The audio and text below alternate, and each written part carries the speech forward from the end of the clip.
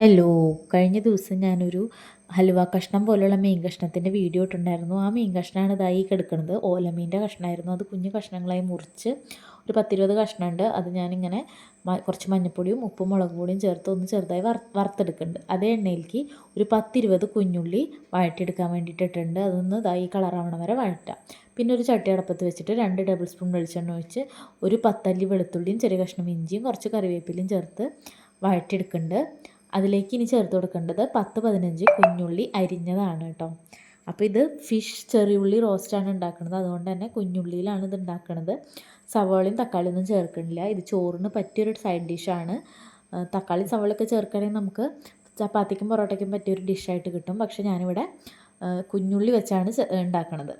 അപ്പോൾ അതിൽ 2 പച്ചമുളകും കൂടി ചേർത്തിട്ടുണ്ടായിരുന്നു. അതൊന്ന് വഴന്ന് വരുമ്പോൾ നമ്മൾ ആദ്യം വഴറ്റി വെച്ച കുഞ്ഞുള്ളി ഉണ്ടല്ലോ, അതൊന്ന് മിക്സിയിൽ അരച്ചിട്ട് അതും കൂടി ചേർത്ത് കൊടുക്കുക. എന്നിട്ട് എല്ലാം കൂടി നന്നായി ഒരു 2 മിനിറ്റ് കൂടി വഴറ്റിയിട്ട് അതിലേക്ക് 1/2 ടീസ്പൂൺ മഞ്ഞൾപ്പൊടി, 1/2 ടേബിൾ സ്പൂൺ മുളക് പൊടി, നല്ല മുളക് പൊടിയും 1/2 ടേബിൾ സ്പൂൺ കാശ്മീരി മുളക് പൊടിയും ചേർക്കുക.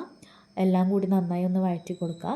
ഇനി ഇതിലേക്ക് ചേർക്കേണ്ടത് ഒരു ചെറിയ നെല്ലിക്ക വലുപ്പത്തിലുള്ള വാളംപുളി പിഴിഞ്ഞതാണ്. ഒരു 1/2 കപ്പ് വെള്ളത്തിൽ പിഴിഞ്ഞിട്ട് വെള്ളമടക്കം അതിലേക്ക് ചേർത്ത് കൊടുക്കുക. പിന്നെ ആവശ്യത്തിന് ഉപ്പും ചേർത്ത് നന്നായി തള വരുമ്പോൾ നമ്മൾ വറുത്ത് വെച്ച മീൻ കഷ്ണങ്ങളുണ്ടല്ലോ, അതൊന്ന് ചേർത്തിട്ട് 1-2 മിനിറ്റ് വേണമെങ്കിൽ അടച്ചു വെച്ച് വേവിക്കാം. അപ്പോൾ നമ്മുടെ സൂപ്പറായിട്ടുള്ള ഫിഷ് ചെറിയുള്ളി റോസ്റ്റ് ഇവിടെ റെഡിയാണ്. അപ്പോൾ ചോറിലേക്ക് ഒരു സൂപ്പർ ഡിഷാണിത്. അപ്പോൾ എല്ലാവരും ട്രൈ ചെയ്ത് നോക്കണേ. അതുപോലെ നമ്മുടെ വീഡിയോസ് ഇഷ്ടപ്പെടുകയാണെങ്കിൽ ഒന്ന് ലൈക്ക് ചെയ്യണേ. അപ്പോൾ ചാനലൊന്ന് നോക്കുകയാണെങ്കിൽ വെറൈറ്റി റെസിപ്പീസ് ഉണ്ട്. അപ്പോൾ അതൊക്കെ ഇഷ്ടപ്പെടുകയാണെങ്കിൽ ചാനലൊന്ന് സബ്സ്ക്രൈബ് ചെയ്യണേ. അപ്പോൾ ഇതിൻ്റെ മീൻ കഷ്ണം കാണിച്ചിട്ടുള്ള വീഡിയോ ഒക്കെ ഒരുപാട് വ്യൂ വന്നൊരു വീഡിയോ ആണ്. അതെല്ലാവരും ഒന്ന് കണ്ടു നോക്കണേ. താങ്ക്